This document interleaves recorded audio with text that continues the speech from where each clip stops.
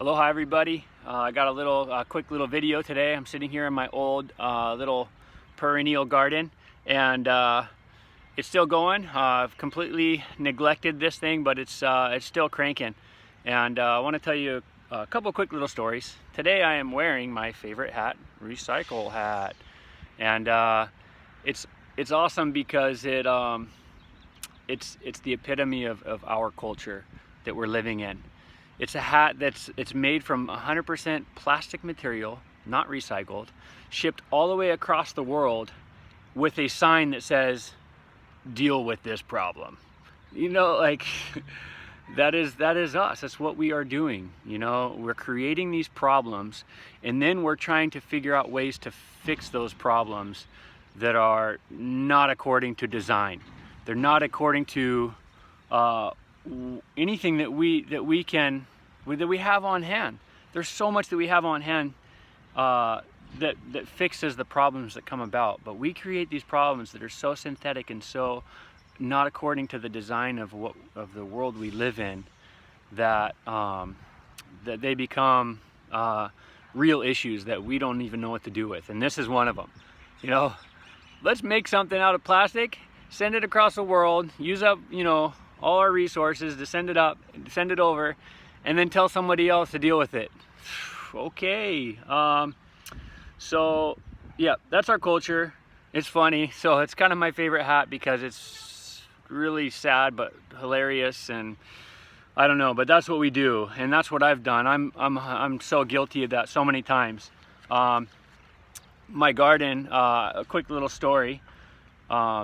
You know, I try to grow it as perennial as possible. When I first started growing a garden years ago, you know, I started getting problems with pests, and naturally I was growing everything that the pests love to eat, you know, all the little green worms and everything. And so what I knew was just to buy organic spray, and so I bought the organic spray, came out to my garden and started spraying it, and immediately was like, oh my gosh, what about if the birds eat these guys? What if the birds eat these bugs? They're gonna get sick, you know, or, you know, that's what I thought anyway.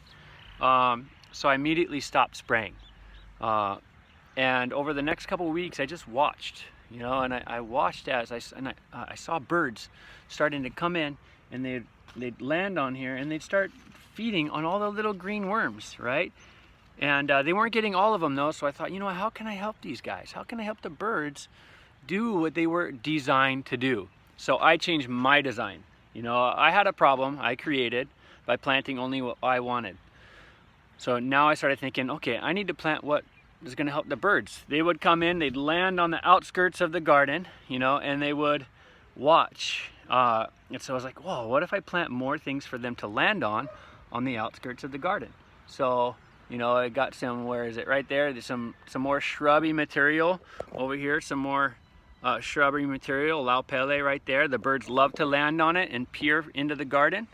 And sure enough, I mean, to this day, this garden is completely neglected 100%. And you can see there's very little pest problems. It is an established system according to the design. You know, my design only agrees with the design that it already is, that is already going on in the world that we live in, right? So that's just my encouragement to you guys. If you want resiliency, if you want a garden that thrives, plant according to your climate. Pay attention, listen, look at what is going on in your area, what pests are there, what predators of those pests are around, and plant accordingly. Plant perennial.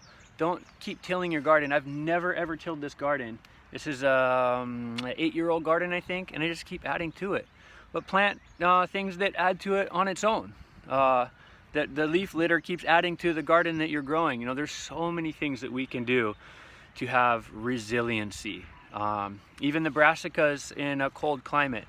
I've learned from one guy in Washington. He grows his brassicas underneath his trees on the south side of the trees, and what that provides is an extended lifespan, if not all year round, of leafy greens, because the trees help protect from the from the frost, and the sun, you know, helps from getting in from the south, right? So they're underneath the trees on the south side by design. He paid attention.